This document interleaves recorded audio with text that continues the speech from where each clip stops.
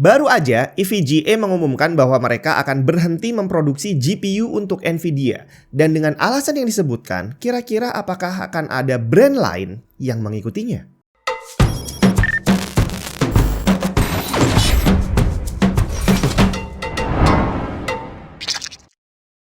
Windows kamu masih bajakan? Ganti original, malulah. Karena sekarang kamu udah bisa beli lisensi Windows original pakai GoPay dan OVO di cdkeysales.com. Tinggal klik link di bawah, masukin keranjang, tulis kode voucher TNT untuk dapat diskon tambahan, check out dan pilih metode pembayarannya. Kalau udah selesai, kamu akan dapat lisensi Windows original yang bisa langsung dipakai untuk mengaktifasi Windows kamu. Bukan cuma Windows, di cdkeysales.com kamu juga bisa beli software dan game original. Link lengkap ada di deskripsi. Beberapa hari yang lalu, Gamers Nexus, J2Sense, dan beberapa media lain diundang ke markas EVGA di California. Tech and Tip sendiri sebagai perwakilan dari Indonesia sebenarnya nggak diundang, tapi karena saya nggak bisa datang, jadi yaudah saya nggak kesana akhirnya. Tapi yang pasti hal ini berhubungan dengan berita bahwa Nvidia akan kehilangan salah satu partner loyalnya, yaitu EVGA, di mana mereka berdua sudah bekerja sama selama beberapa puluh tahun. Pada pertemuan itu, CEO dari EVGA, Andrew Han, mengatakan bahwa mereka tidak akan memproduksi GPU terbaru dari Nvidia dan juga untuk seterusnya. Sebelum kita masuk ke alasannya, buat kamu yang udah terlanjur beli GPU dari EVGA, tenang aja karena mereka masih akan tetap mensupport kita yang sudah terlanjur membeli. Jadi ceritanya mereka tidak akan memproduksi baru, tapi hanya akan menghabiskan stok. Dimana ngabisin stok ini, itu ada yang dijual seperti biasa, tapi ada juga yang disimpan sebagai part untuk nantinya kalau ada orang ngeklaim garansi gitu kan, itu bisa diservis atau bisa ditukar dengan unit yang baru. Tapi yang pasti, setelah stoknya habis, mereka gak akan berproduksi lagi. Untuk RTX 4000 sendiri, sebenarnya EVGA sudah sempat bikin prototype, engineering sample gitu ya. Jadi kalau misalkan kamu sempat ngelihat ada berita bocoran nih, ini adalah RTX 4000 keluaran EVGA, itu adalah versi engineering sample di mana tidak akan ada versi resmi yang dirilis dan dijual sama mereka. Dan untuk masalah EVGA akan berhenti berpartner dengan Nvidia, ini sebenarnya berita rahasia awalnya gitu ya, dan baru muncul setelah disampaikan oleh Gamers Nexus dan juga J2Sense. Yeah, you read the title right. EVGA is no longer going to be doing business with Nvidia. Jadi karyawan EVGA sendiri banyak yang nggak tahu, dari Nvidia sendiri juga banyak yang nggak tahu, kecuali top level manajemennya aja. Nah, di sini kita akan bahas sebenarnya apa yang terjadi dan kira-kira apakah mungkin akan ada brand lain yang mengikuti. Buat yang belum tahu, EVGA ini di Indonesia nggak terlalu rame gitu ya, tapi sebenarnya dia adalah salah satu brand raksasa di dunia PC. Jadi bukan hanya GPU, mereka juga memproduksi motherboard, terus power supply, terus juga ada peripheral, di mana untuk kelas produknya sendiri termasuk kelas yang bagus. Jadi secara desainnya dia bagus, terus secara materialnya juga oke gitu ya. Sedangkan untuk GPU-nya sendiri, udah beberapa puluh tahun ini mereka eksklusif hanya memproduksi GPU dari Nvidia, bukan dari saingannya. Sedangkan untuk produk dan pelayanannya sendiri, saya pernah ngalamin nih pengalaman pribadi. Jadi saya sempat beli GPU dari EVGA beberapa tahun yang lalu, terus waktu udah sampai di rumah gitu ya, saya cobain, kok temperaturnya lebih tinggi dari seharusnya. Jadi dia panas banget gitu. Dan setelah saya coba,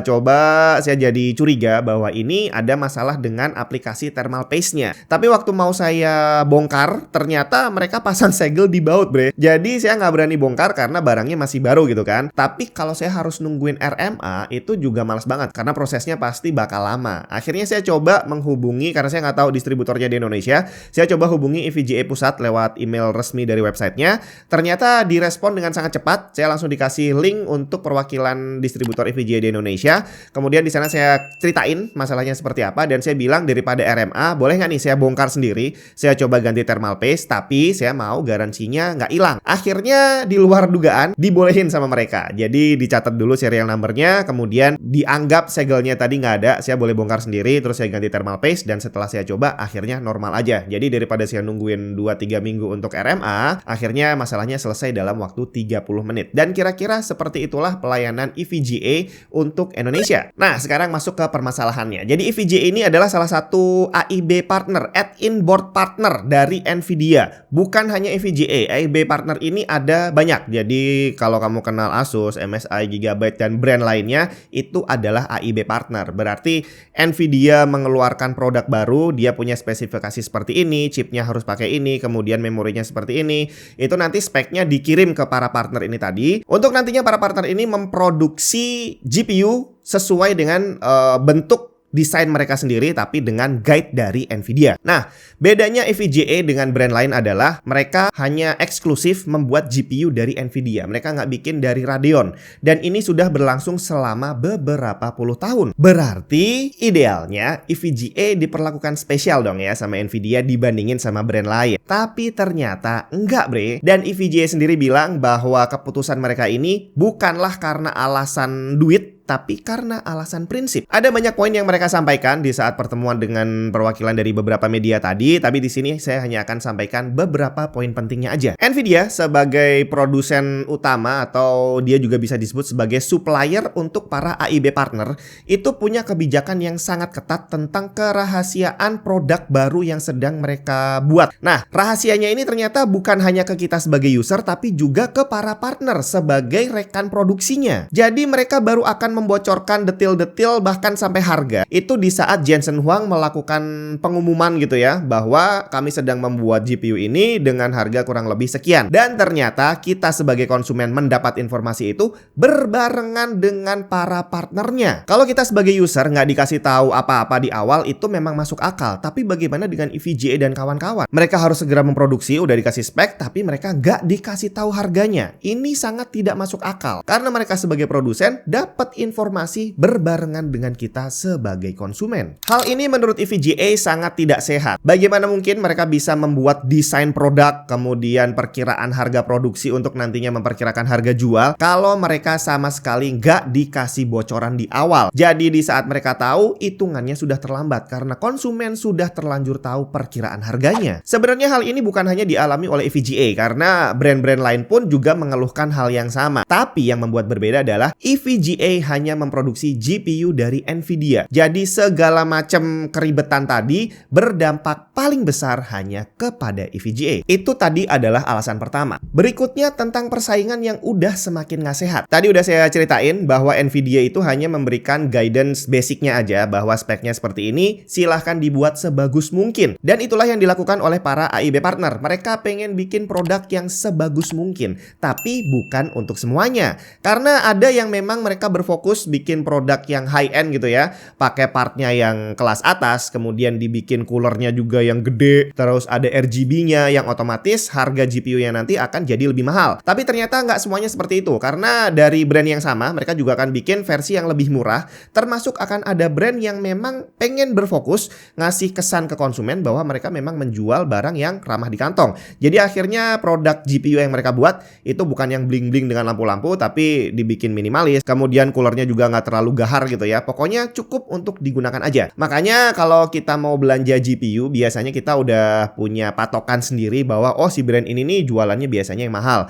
Kalau yang brand ini biasanya yang ramah kantong. Tapi di situ kita juga udah tahu bahwa performance-nya juga akan sedikit berbeda. Entah secara gaming performance, terus juga temperatur, sama penampilan. Pastinya juga akan berbeda. Nah, sedangkan EVGA, mereka ini lebih berfokus untuk membuat produk yang menengah ke atas. Jadi part yang mereka gunakan adalah yang high quality, kemudian secara desain cooler dan segala macamnya itu memang dibikin bagus. Terus emang kenapa? Kan brand lain juga banyak yang melakukan itu. Benar, selama ini memang tidak terjadi apa-apa. Sampai akhirnya muncullah persaingan yang tidak sehat. Nvidia akhirnya mulai memproduksi GPU mereka sendiri yang dikasih nama Founders Edition.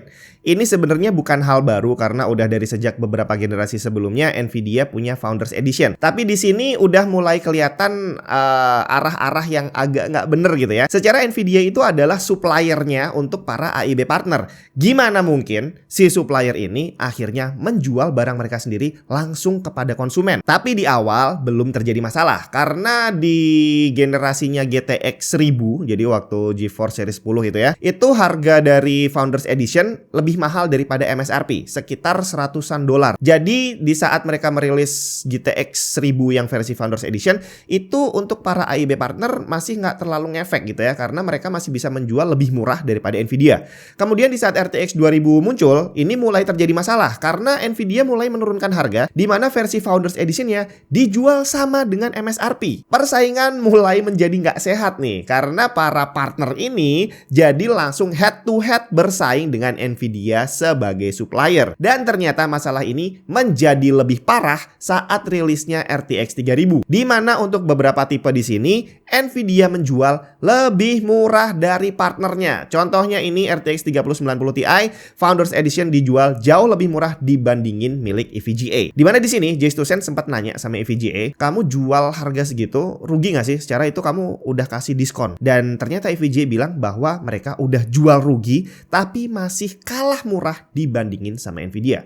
Dan inilah sumber persaingan yang tidak sehat. Karena para AIB partner gak akan mungkin bisa memproduksi barang di bawah harga Nvidia. Sekali lagi, hal ini tentu saja tidak hanya dialami oleh EVGA. Semua brand lain juga mengalami hal yang sama. Tapi bedanya sekali lagi, EVGA eksklusif memproduksi untuk Nvidia. Dan mereka langsung mendapat persaingan head to head dari suppliernya sendiri. Dan inilah alasan utama EVGA memutuskan untuk berhenti memproduksi GPU untuk Nvidia. Tapi bukan berarti EVGA akan berhenti berbisnis gitu ya. Mereka tetap akan melakukan bisnisnya, tapi mungkin udah nggak normal. Nggak tahu deh apakah mereka akan tetap memproduksi power supply, motherboard, dan lain-lainnya secara normal. Masih belum jelas. Tapi kalau dari statement mereka sendiri, mereka nggak akan beralih kubu. Jadi mereka tidak akan memproduksi GPU dari AMD ataupun dari Intel yang nanti akan mulai keluar gitu ya. Tapi nggak tahu apakah kedepannya akan seperti itu terus atau bagaimana. Tapi yang pasti untuk saat ini mereka memutuskan untuk tidak lagi memproduksi GPU untuk Nvidia. Dan kita juga nggak tahu apa maksud dari Nvidia melakukan hal ini.